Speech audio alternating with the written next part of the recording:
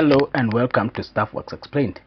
In this video, we'll be talking about Nairobi Mombasa Express Highway, where we ask, is it a long road to nowhere?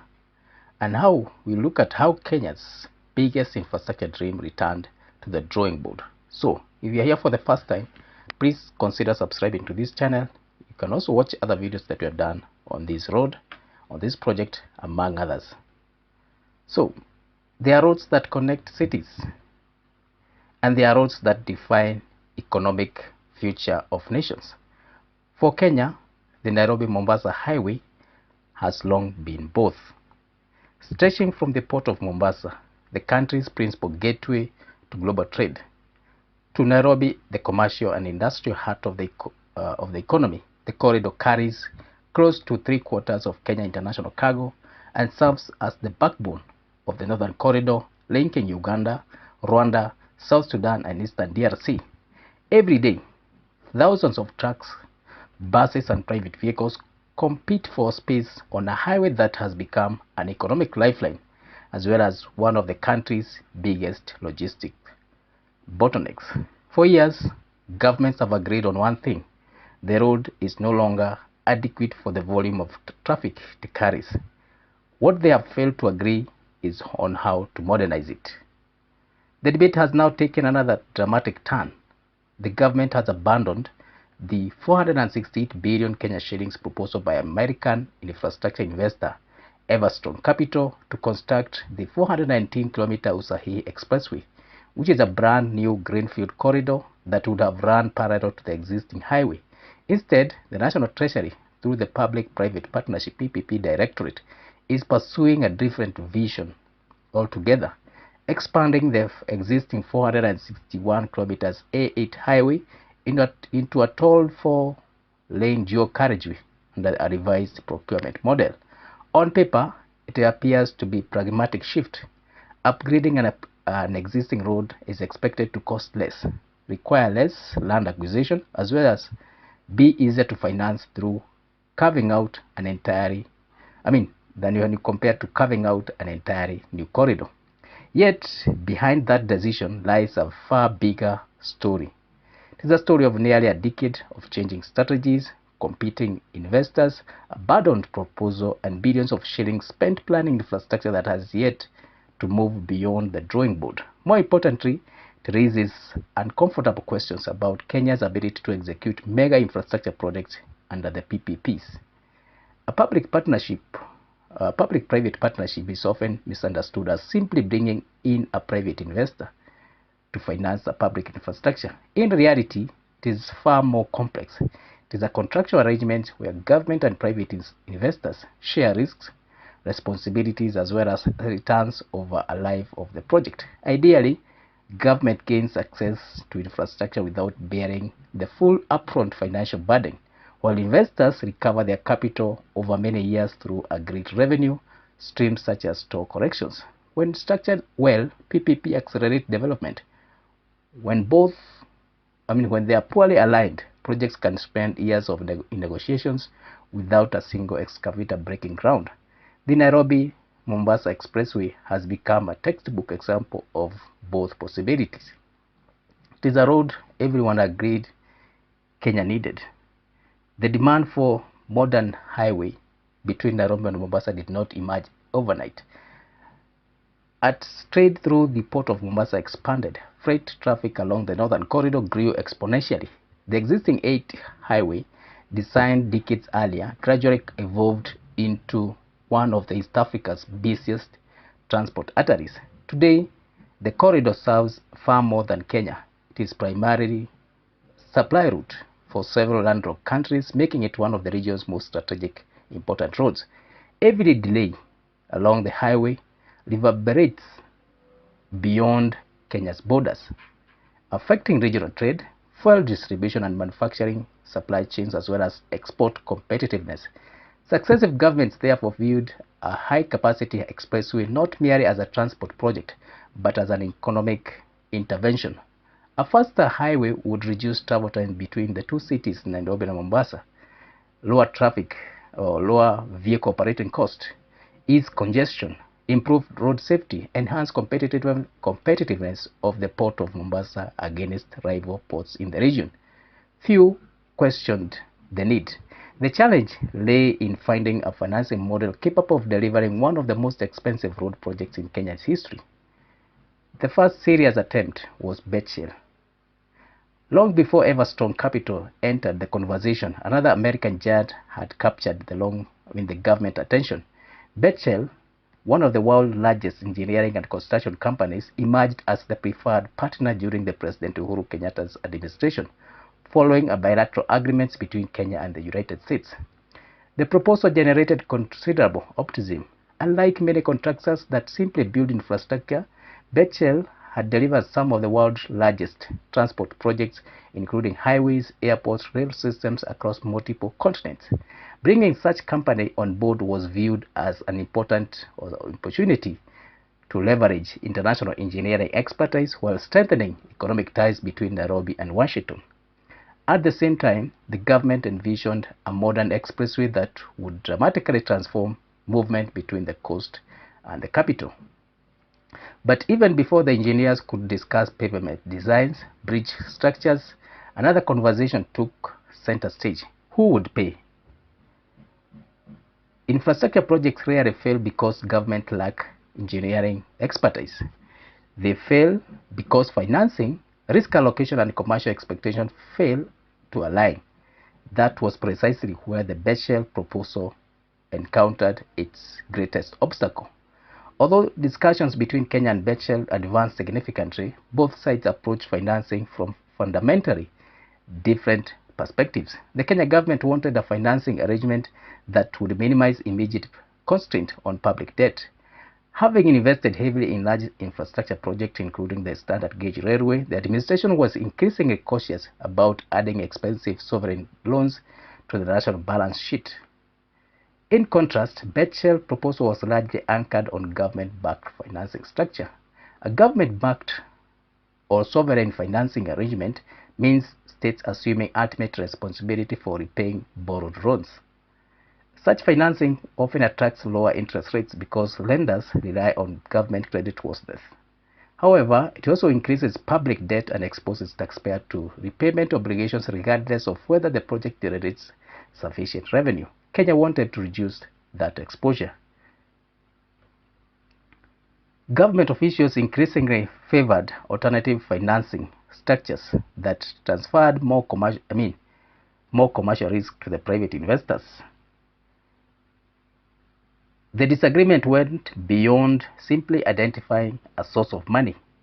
It reflected two fundamentally different philosophies of infrastructure development. One model relied on public borrowing, followed by government ownership. The other sought to attract private capital willing to finance construction and recover investment over time through user charges. Neither side could fully reconcile those competing expectations. Without agreement on financing, negotiations gradually lost momentum. Betshell's proposal quietly faded. No contract was signed, no construction began, no groundbreaking was done. For many observers, it marked the first indication that delivering a Nairobi Mombasa expressway would be far more complicated than announcing one. Then came the Korean alternative. As the Betshell proposal stalled, Kenya returned to the market in search of an investor. Attention shifted east. Korean Overseas Infrastructure and Urban Development Corporation KIND, backed by the South Korean government, entered discussion on developing the expressway under the public-private partnership framework. Unlike the earlier proposal, Korean approach leaned more heavily towards a concession model. A concession is one of the most common forms of infrastructure PPPs. Under this arrangement, a private developer financings, constructs and operates and maintains infrastructure for a specified period, often between 20 to 30 years, before transferring ownership back to the government. During the concession period, the investor recovers its costs through agreed revenue mechanism, usually through toll charges. On paper, the model appeared attractive. Government would avoid substantial upfront borrowing, while the private sector assumed significant construction and operational risks. Yet, the model also depended on one critical assumption: Would enough motorists use the expressway and pay high tolls enough to enable investors to recover hundreds of billions of shillings that they invest? That question became increasingly difficult to answer.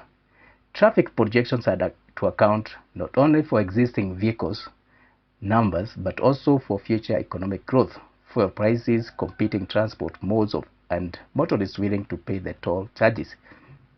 Even small charges or changes in those assumptions could significantly alter the financial viability of the project. Another challenge lay in land acquisition. Constructing a completely new corridor across the hundreds of kilometers would require acquiring vast tracts of lands, private and public lands, compensating affected communities, as well as resolving inevitable legal disputes. Those processes are often among the most expensive and time-consuming aspects of the infrastructure delivery. The more the project evolved, the greater the uncertainties became. Like Bechel proposal before it, the Korean initiative never reached construction. By then, Kenya had spent years pursuing an expressway that remained little more than maps, engineering concepts, as well as investor presentation. Yet, government had not abandoned the dream yet. If anything, it became even more determined to find a private investor capable of delivering the project without significantly increasing public debt. That search would eventually lead to another American investor with an even bolder proposition. Unlike previous proposals that largely focused on improving connectivity, this new investor promised nothing less than a completely new economic corridor, one designed to redefine travel between the two cities for generations to come. Its name was Everstrong Capital. When Everstrong Capital entered Kenya's infrastructure landscape, it did not merely revive the Nairobi Mombasa expressway conversation. It fundamentally changed it. Unlike previous investors whose proposal largely revolved around expanding or improving the existing transport corridor, the American infrastructure investment firm introduced an entirely different philosophy. Rather than widening the road Kenyans already knew, Everstrong proposed building a completely new one. The proposal, christened Usahihi Expressway, envisaged a 419 kilometers access-controlled highway running on a new alignment between Mombasa and Nairobi. It would not simply duplicate the existing road but create an entirely new transport corridor built to modern expressway standards. In infrastructure planning, such projects are known as Greenfield development. A Greenfield development project starts on undeveloped land, allowing engineers to redesign infrastructure without the physical constraint imposed by existing roads, buildings, or settlements. It offers great flexibility in design, higher operating speeds, as well as better long-term efficiency. The trade-off, however, is cost. Building a new alignment means acquiring thousands of acres of land, relocating affected communities, constructing entirely new bridges, interchanges, as well as undertaking expensive environmental mitigation measures. These activities often consume years before the first section of road is paved.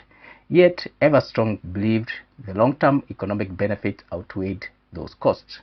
The company argued that Kenya's infrastructure or Kenya transport demand would eventually exceed what the existing corridor could accommodate, making purpose-built expressway a more sustainable investment than continually expanding an aging highway.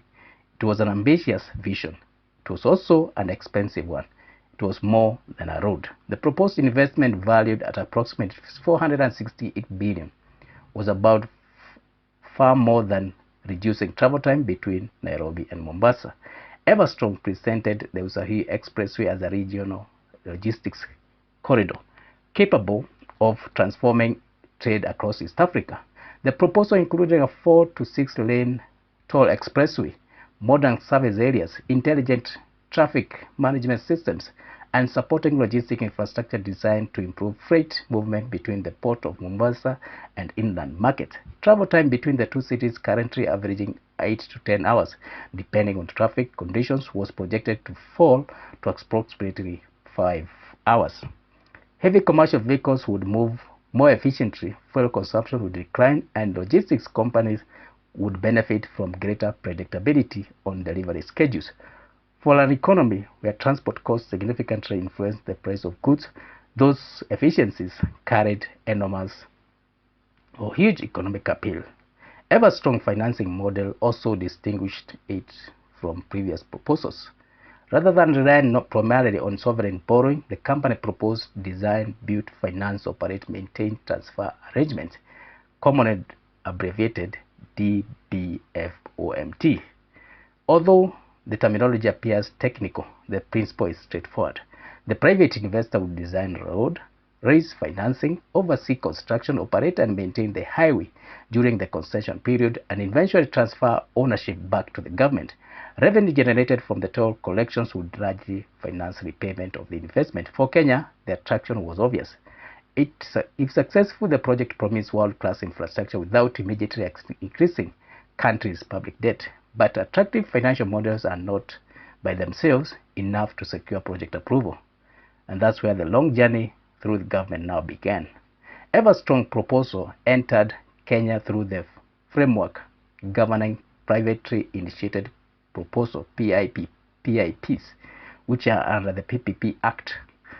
Unlike conventional government tenders, where public agencies identify projects before inviting bids, a privately initiated proposal begins with an investor identify an opportunity independently. The investor then finances detailed feasibility study at its own expense before presenting the proposal to the government for evaluation. This process is intentionally rigorous. Approval to prepare a feasibility study should never be interpreted as approval to build. Government agencies subject every proposal to multiple layers of scrutiny, assessing technical feasibility, environmental impacts, legal compliance, financial sustainability, and whether the proposal delivers the value for money compared to alternative options. Over several years, Everstrong invested heavily in development of this proposal. Engineering studies examined possible alignments. Traffic consultants projected vehicle demand over several decades. Environmental specialists evaluated ecological impacts. Financial advisors built sophisticated models, estimated toll revenues, investment returns, and financing requirements. But every measure, significant resources had already been committed before the proposal reached the government final evaluation stage. This was no longer an idea on paper. It had become one of the most extensively developed privately initiated infrastructure proposal Kenya had ever received. Then came the turning point. When the proposal finally reached the Public-Private Partnership Committee, expectations were high. After years of technical work, many believed the project had reached the threshold where implementation would begin. Instead, government took the opposite direction. The PPP committee declined to approve the proposal and instructed the project in its submitted form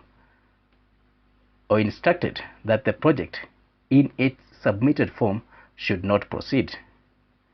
Instead, it directed that attention shift towards upgrading the existing A8 highway rather than constructing a separate Greenfield corridor. It was a decision that was surprised many observers, not because government rejected a proposal, but because it represented a complete change in strategic direction after years of evaluating an entirely different concept. The reason behind the decision reflected more than engineering consideration. Government reviewers concluded that expanding the existing corridor offered stronger value for money than building an entirely new highway. Value for money is another project management concept that is frequently misunderstood. It does not necessarily mean choosing the cheapest option. Rather, it involves determining whether the benefits delivered by a project justify the resources required to achieve them. In this case, reviewers appear to have concluded that many of the intended transport benefits could be achieved by expanding the existing highway at a considerable lower cost. That assessment fundamentally changed the project's trajectory. Then the questions the decision raises. The rejection of Everstrong proposal also raises difficult questions that extend beyond one investor. If upgrading the existing highway represented the better economic option, why did Kenya spend years evaluating multiple proposals centered on building a completely new expressway? Why was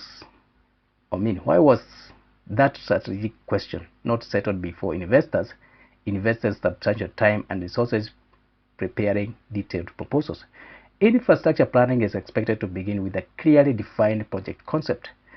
Private investors then compete to deliver that concept. In the Nairobi Mombasa Expressway case, the concept itself appears to have evolved during procurement. That distinction is important. Changing contractors during procurement is relatively common. Changing the project itself is far more consequential. Every major change in project scope requires fresh feasibility assessment, revised financial models, updated environmental studies, as well as new commercial negotiations. The process effectively returns to the starting line. From a project governance perspective, repeated changes in strategic direction create uncertainty not only for the investors but also for the government agencies responsible for delivering national infrastructure. Now let's look at the hidden cost of starting over. Perhaps the most overlooked casualty of the Everstrong decision is time. Infrastructure projects are often measured by construction cost, but experienced project managers know that time is equally valuable. Every year spent redesigning a project delays the economic benefits that infrastructure is supposed to deliver. For nearly a decade, Kenya has pursued different visions of the Nairobi Mombasa Expressway. Throughout the period, freight volumes have continued to grow. Traffic congestions have worsened. Vehicles operating costs have remained high. Road accidents have continued to impose enormous human and economic cost. Meanwhile, neighboring countries competing for regional logistic investment have continued upgrading their own transport infrastructure. This represents what economists describe as an opportunity cost.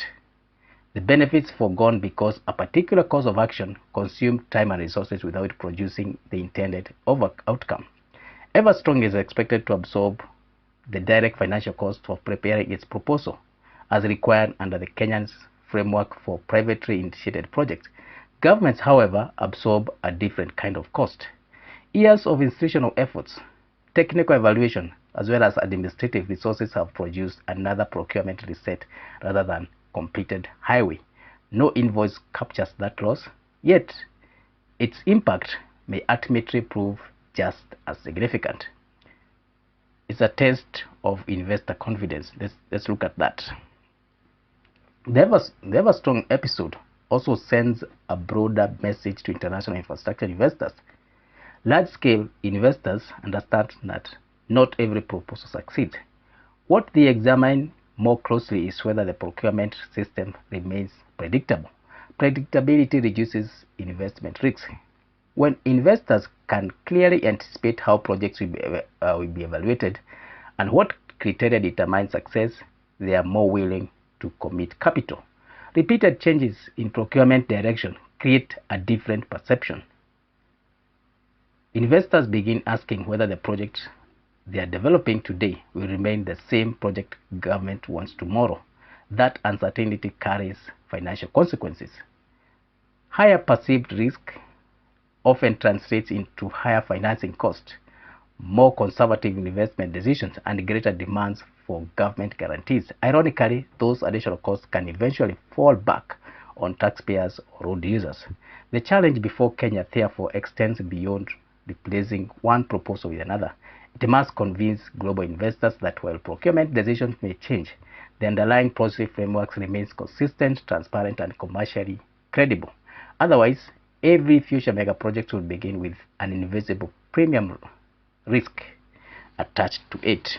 And in infrastructure, uncertainty is often as expensive as concrete and steel.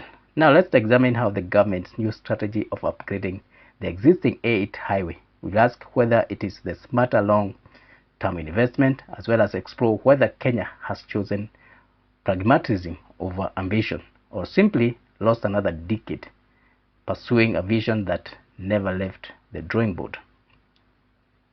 Now, With Usahihi Expressway proposal set aside, Kenya is not abandoning its ambition to modernize the Nairobi Mombasa corridor. Instead, it is changing course.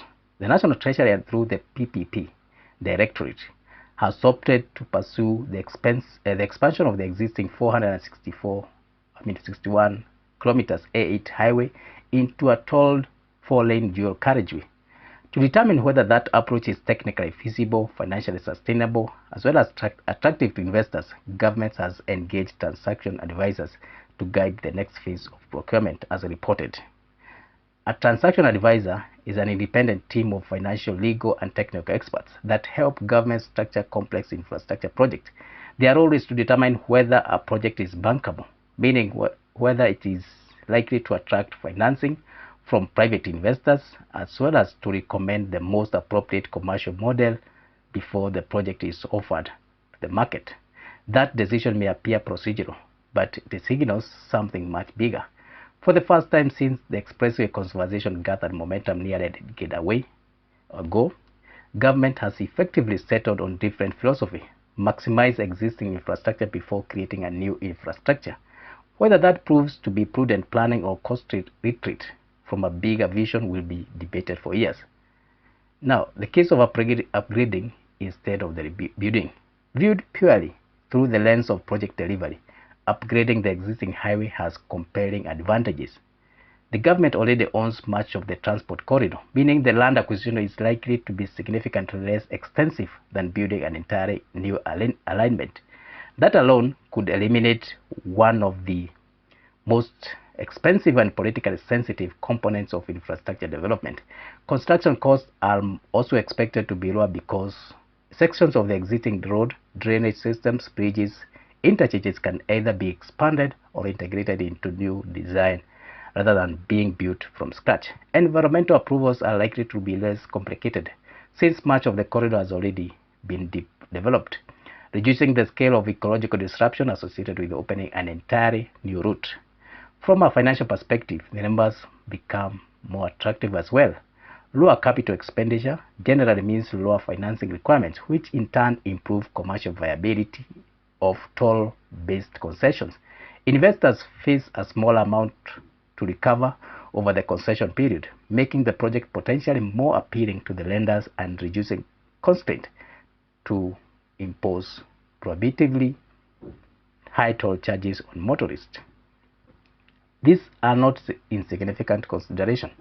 Around the world, governments increasingly favor upgrading strategic transport corridors instead of constructing parallel highways where existing infrastructure can still be expanded efficiently. Given Kenya's fiscal constraints and growing public debt, the shift should be interpreted as an acknowledgement that infrastructure ambitions must now be balanced more carefully against financial sustainability.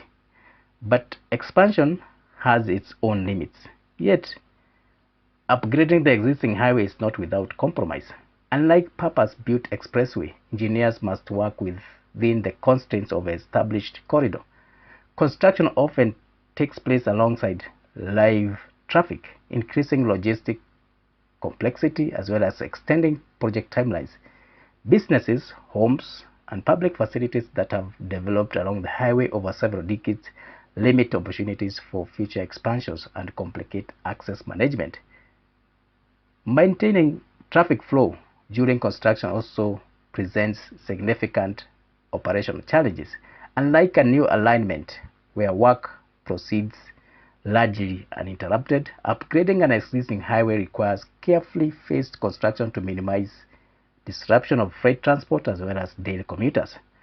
The completed road may therefore deliver many of these benefits of an expressway, but it is unlikely to replicate all the advantages of completely access-controlled Greenfield corridor designed without historical constraint. In other words, government may achieve faster and more affordable project, but not necessarily an infrastructure that the earlier proposals envisioned. That trade-off lies at the heart of the current debate. Has Kenya lost more than just time? Perhaps the most difficult question is whether upgrading is technically superior. Perhaps that's not the question. The question is whether Kenya could have arrived at this conclusion much earlier. Nearly every major proposal over the past decade, from Bechtel to the Korean Consortium, as well as later Everstrong, these were evaluated against the backdrop of constructing a new expressway. Those years produced engineering studies, financial analysis, legal reviews, countless hours of institutional effort. Yet, the country now finds itself pursuing a fundamentally different solution. Some analysts will argue that this is evidence of responsible decision making. Government should not hesitate to change course when new evidence suggests a better alternative. Others see something different. They see a procurement process that repeatedly allowed private investors to develop proposals before government settled on the strategic direction it ultimately preferred. Neither interpretation can be dismissed outright. What is undeniable is that Kenya's flagship road public-private partnership has effectively returned to the planning stage. The vision has survived. The delivery model has not. Now, what's the biggest lesson for the public-private partnership? The Nairobi Mombasa Expressway. That's the story.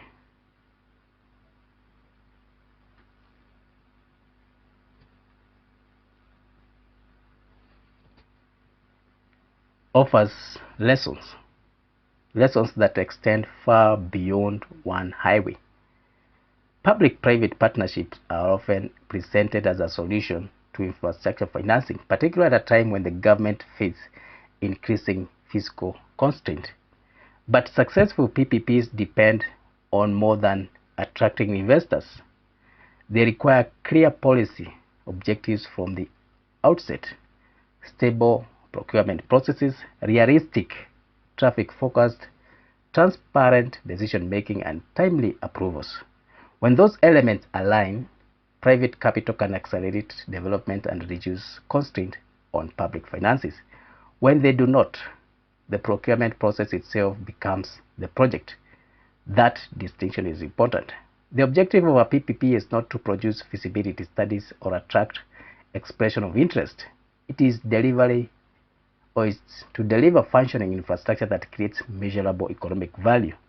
The Nairobi Mombasa corridor demonstrates how easily attention can shift from project delivery to project development, where years are spent refining concept without reaching implementation. For governments across Africa, increasingly turning to private investment, they are doing this to bridge infrastructure gap.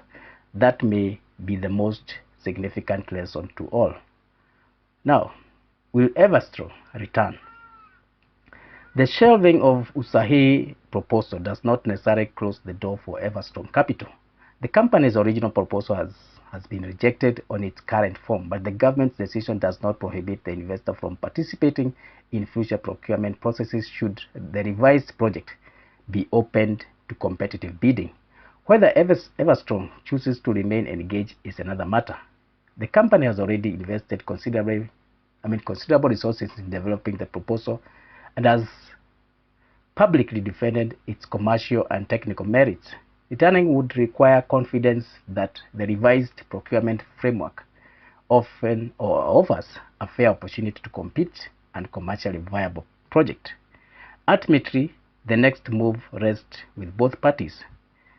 The government must determine how quickly it can convert the revised concept into bankable project. Investors must decide whether the opportunity justifies renewed commitment after years of uncertainty.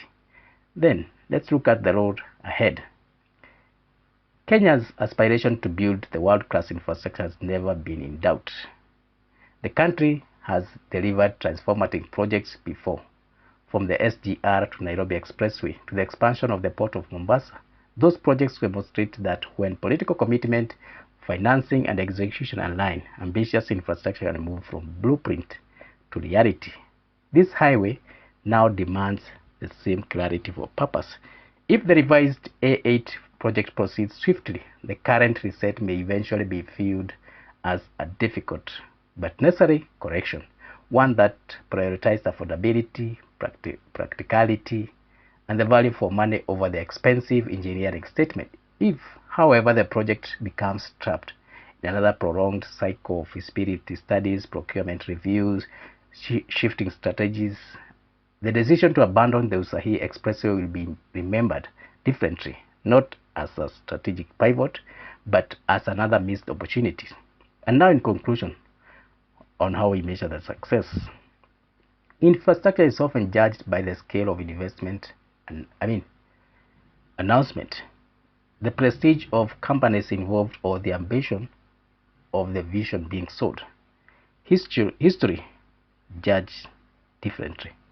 It measures success in completed kilometers, reduced travel times, safer roads, lower logistics, lower costs, stronger economic growth, among other things. The Nairobi Mombasa Expressway has already granted or generated impressive proposals. It has attracted global investors. It has sparked a nearly decade of policy debate. What it has not produced is the road itself, and that's what is needed. That is the paradox confronting Kenya today. The country does not lack engineering expertise, it does not lack investor interest, nor does it lack an understanding of why the corridors matter. What has been missing is the ability to convert a shared vision into sustained execution. Whether the future belongs to an upgraded A8 highway or another reimagined expressway, one reality remains unchanged. Kenya can no longer afford to spend the next decade planning the road it needed yesterday. For a country positioning itself as East Africa's logistics and commercial hub, the greatest risk is no longer selecting the wrong model. It is allowing indecision to become the model. So thank you for reaching this far. If this is your first time here, please consider subscribing to this channel. You can also watch other videos that we've done on different projects, and even in this project. Leave a comment, share, and like, and let's meet in the next one. Thank you.